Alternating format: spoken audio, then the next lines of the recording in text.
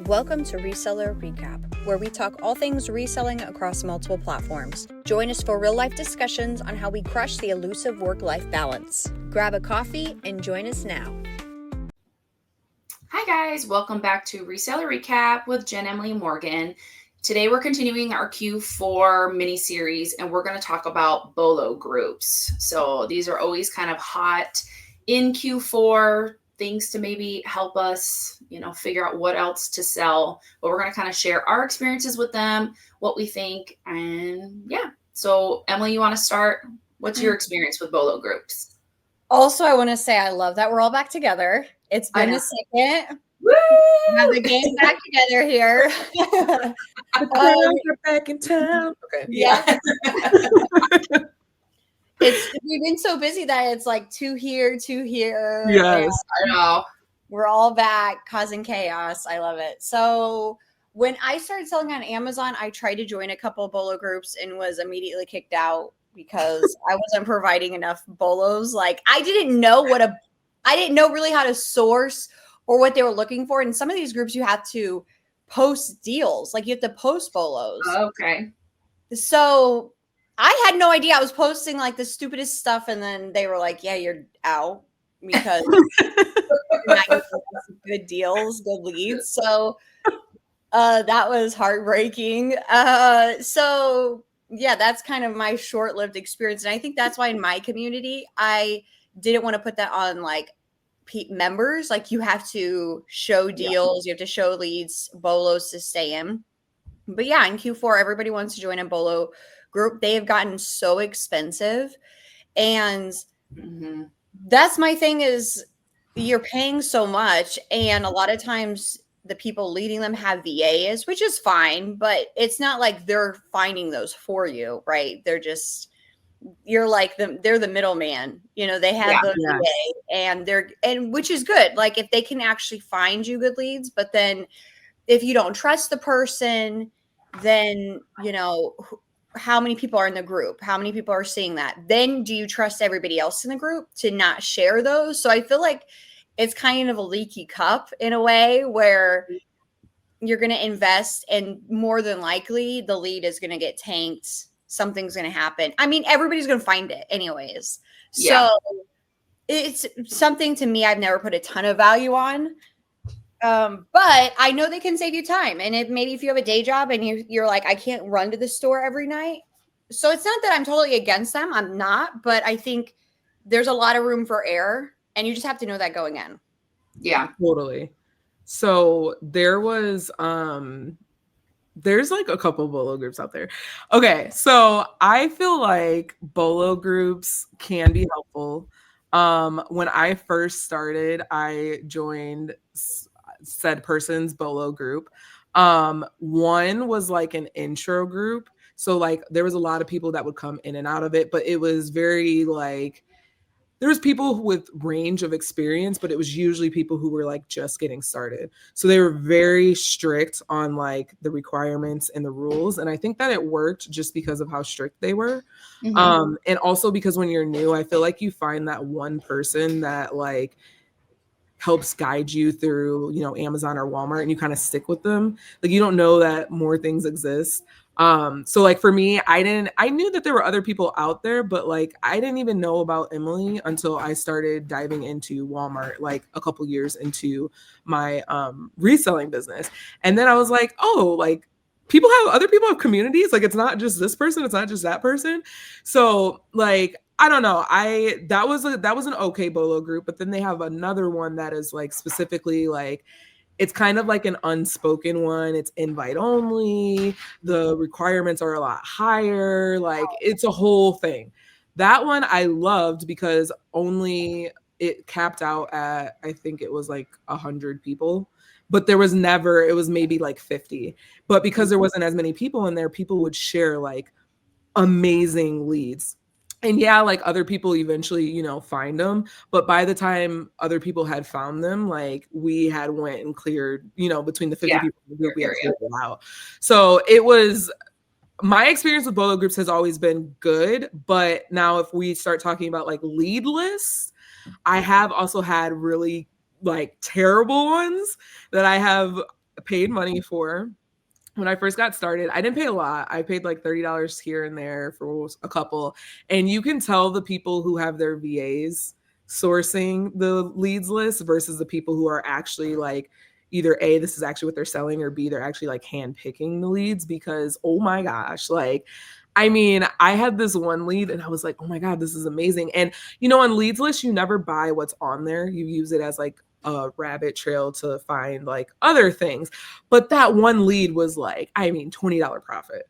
And I was like, this is amazing. Like, I'm gonna buy this. I bought, it was OA too, and I hate OA. I bought probably like, it was a 3-pack. So I think I brought maybe 40. It cost me probably about $200, $300. And this is like when I was like just getting started. So that was a lot of money for me. Yeah. And I kid you not, I got the product, I sent it in before it even got checked in. The price went so down to the point that I was losing money. And so then I was like, all right, well, there's a long expiration date. I'll hold out. Well, it was like the longer I held out, the more people hopped on the list. And the more people even kept it at that low. Till this day, it has not rebounded back. And that was, man, like 3-4 years ago. Every now and again, I check it because I'm like, man, it's a good lead for like holiday time. So it's like baking stuff. So I'm like, oh, this will be great. It has never bounced back ever. Wow. So you have like that. There's like two sides of the scale where it could be like really good, or there's that side where it's just like it just tanks so bad, and it's hard to know like which one the lead that you're really focused on is going to be, which is why for me I usually use them as like research tools, and I don't actually buy that specific lead because like you said, Jen, if one person found it, then it's only a matter of time, especially with, you know, tactical arbitrage and all these other softwares. It's only a matter of time before other people find those leads. So I don't know. Now, with that being said, join the Q4 mentorship because we have BOLOs. No, I'm just kidding. It's close. But next year, you can join the Q4 mentorship because we do have BOLOs in there.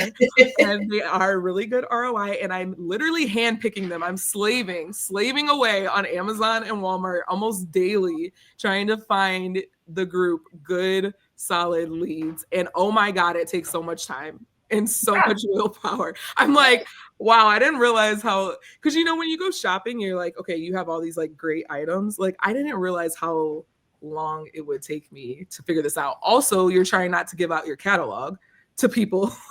So there's that side of it too. Yeah. So if you're actually selling, I think that's a big difference too, is like, we are all still sellers trying to help people navigate being a seller, but I don't want to give everything away. So that's why, like, I just led a call in the group about Amazon the other day. And I said, okay, well, I want to at least show everybody like how I find things and my goal. And I was trying to explain Amazon as like Mount Everest. Like, you cannot just like come in and go straight to the peak. You will die. Literally, you will die trying to do that. You cannot do that. You need to hit like, go for like the first summit and then this, and you need to climb the level. So if you can find like 2 to 5 profitable ASINs a week, you are doing fantastic. Yeah. Because you're not, I mean, anything that like looks really good, like that quick, something's going on. And then this is also a time of year, I said, that I'm thankful I know how to do merchant fulfilling, because like anything that comes out in some of these BOLOs, if you take the time to ship it in, like you said, there it went, like it's gone already. And so by being able to buy what I am selling like immediately and go out and run and get a few more, then when everybody jumps on and finds it, or it hits stores everywhere, like there's something I'm selling right now that like it's kind of hard to find, but in about 4 weeks, it's probably going to be everywhere. But I'm selling it at a really, really high price right now. I know everybody's going to come in and it's going to we'll talk about price tanking on another call, but it's, you have to be able to pivot. We talked about this, like, and BOLOs, you need to go, okay, that's good. I can get in, I can get out. Okay, that was in this, category. Like, what else in this category? And almost use them as a leads list, even though they call them something different. So people that you don't know, like that there is a little bit of a difference between them. And but you kind of at times need to treat them the same, if that makes sense. Agreed. And if you are brand new, a BOLO, it means be on the lookout, right? Yep. Yes. Yep. So that's a BOLO. It's like, hey, this is a hot product. You might be able to find it and flip it if you can sell it. Yep. They come in and out pretty quick, like what Jen is saying. Like one day they're hot, and then 3 days later, everyone's found them. And so, what's the difference between a BOLO and a lead to you? For me, a BOLO tends to be something that's like seasonal and hot for just a short period of time. And then a leads list is something that is more like an evergreen product that I can kind of sell more consistently throughout the year, if that makes sense. So that's why I think like Q4, a lot of BOLO, you know, that's when BOLO, you hear that term being used more than use the term leads list. But really they're still giving you products that maybe that ASIN is good, but you still need to look at like, okay, what is the product? Is there a variation? Is there, you know, another brand of this? Is there, you know, and kind of take it and drill down a little more into it. Right. Yeah. What about you? Do you guys think about it that same way? Yeah. Yeah. I also think that that's what frustrates me the most about lead lists, is because like that's an opportunity for like an evergreen product to continue to replenish it. So when people tank those out, it's like, but why? Like we could all exist. We'll go on price tanking on a different call, but we could all exist and be happy and make money. And so those are frustrating because, and like, don't get me started. Don't open that Pandora's box.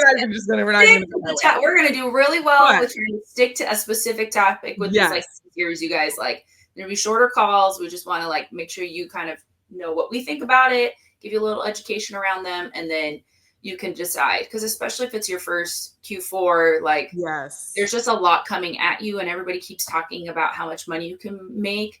And I feel like sometimes they're like, oh well, our people in our group are making like $100 off each lead. And I'm like, well, maybe someone is, but I don't know if everybody is. And I just don't like when people think that like you don't have to do work. Like you're still going to have to do work with a BOLO group, with a leads list, whether it's you're having to find ones to add, or you have to like, I mean, I think I bought one leads list ever and it was only like $10 or $15, like, cause I was like, okay, fine.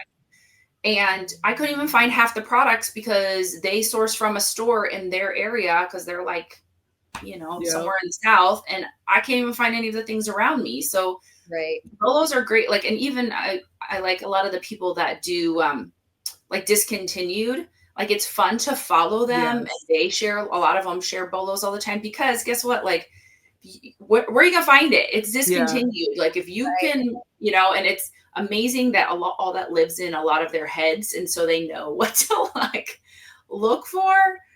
But I'm moving too much product. Because Emily, like I remember, like when I first joined the group, you guys like did a whole road trip, like through like Midwest, and you were finding like some mom and pop store had like handwritten price stickers, and she was like, right, weren't they like hand totaling?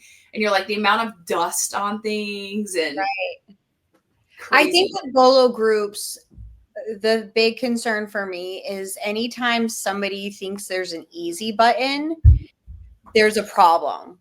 You know, because there are really no easy buttons in this industry. And if something seems too easy or too good to be true, it is. Oh yeah. If you're buying products, sourcing, and it seems too good of deals, it probably is. You know, leads, probably too good to be true. This is, I mean, not to like pull back the curtain, but this is a fantastic way to make money. BOLO groups. So at the end of the day, you know, so somebody is trying to make money here. And which is fine if you understand that going in and you trust that person.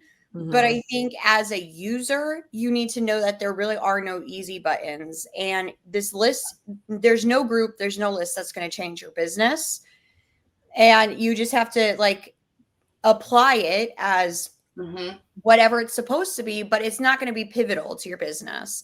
And I think that's one of the issues, like with my community, people join in, they're like, you're going to figure it all out for me. You're going to make me all the money. Yes. Like, where do I go? What video do I watch? And it shows everything. Like, yes. Yeah. Okay, there's 400 videos. Literally. Start from the bottom and work your way up. Right.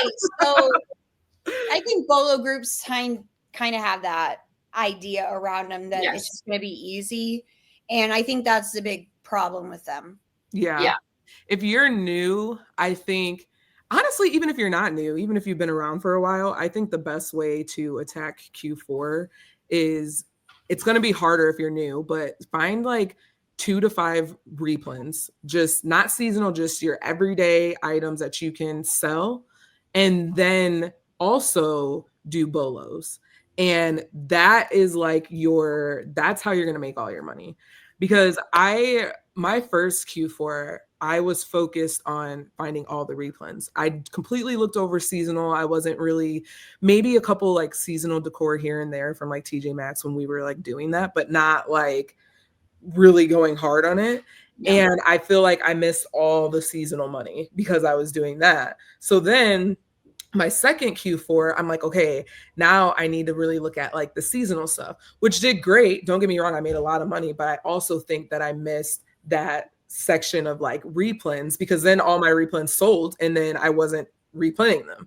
And at some point, I missed the cues that some of those things were being discontinued, and I could have even sold them for even more. But because I was so focused on seasonal, I missed that mark. So then my third Q4, I finally got it right and was doing a little bit here and a little bit there and made like a ton of money. So, and now I think this is my fourth Q4, I think. Yeah. So last year I finally got it right.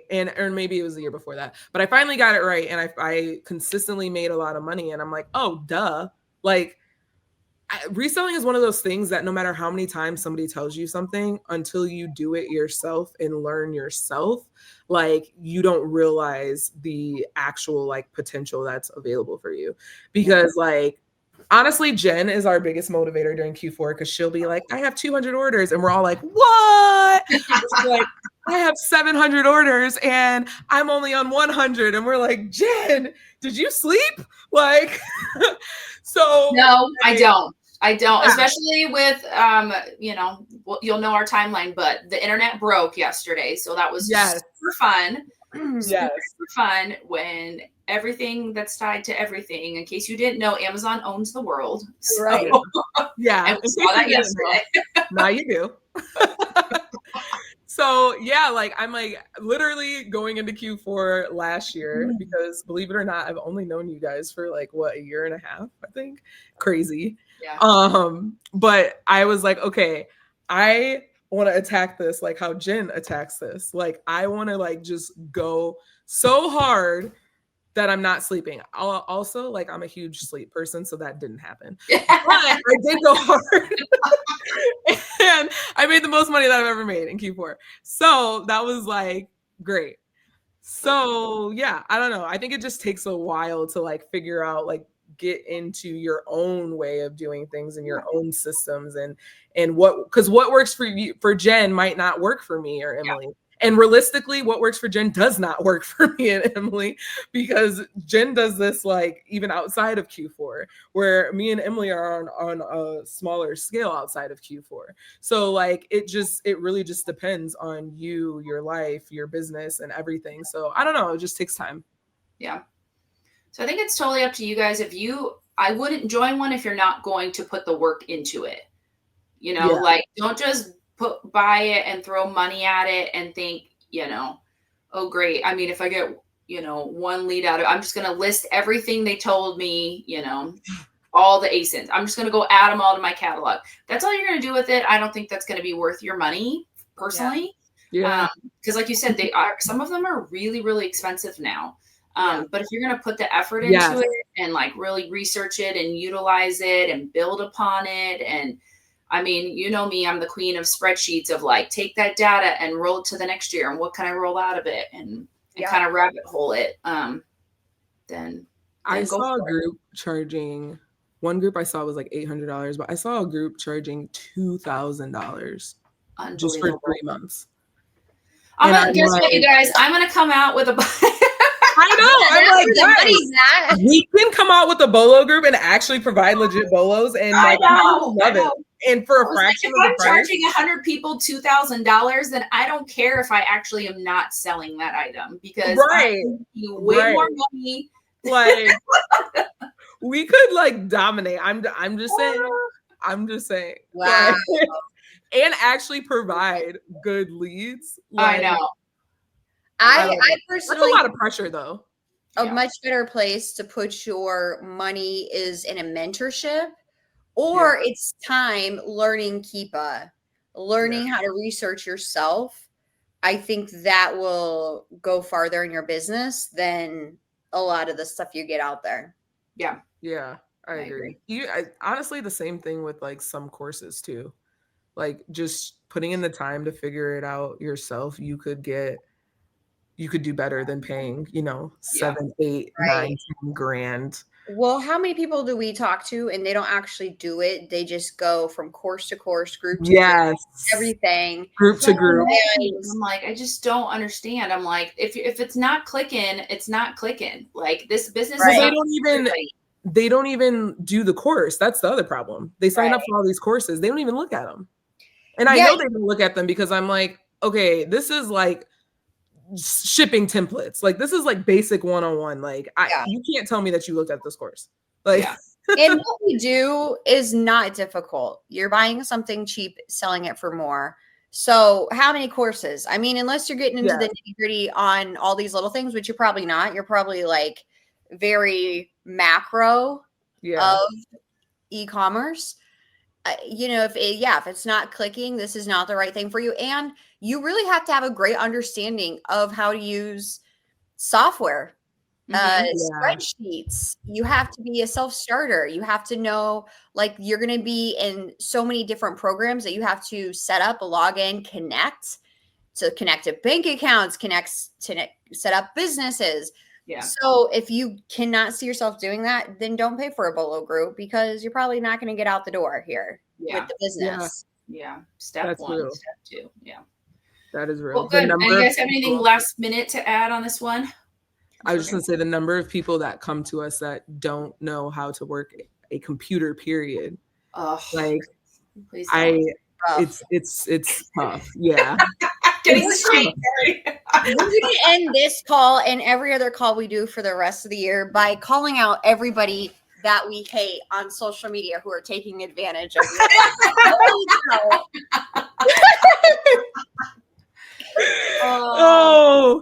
you. No.